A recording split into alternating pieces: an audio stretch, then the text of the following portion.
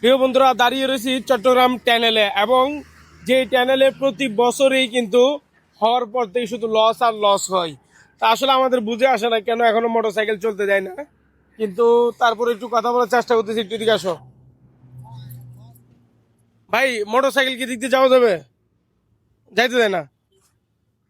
প্রতি বছরই মোটরসাইকেল মানে কি আপনার টানেল এটা লস হয়, তো এই মোটরসাইকেল কেন যাইতে দেয় না?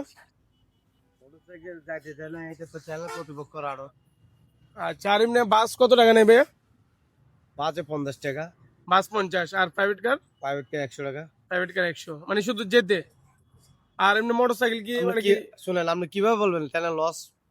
না, এখন তো আমরা টিভিতে দেখি চ্যানেলের নাকি প্রতি বছরে নাকি লস হচ্ছে। কেন লস হবে? কি প্রতিদিন। কারণে লস হবে বলেন? আর এটা তো টিভিতে দেখতেছি, এটা তো গভর্নমেন্ট, তো আর আমরা তো এটা বলেন। চালাচ্ছি না। ধন্যবাদ ভাইয়া।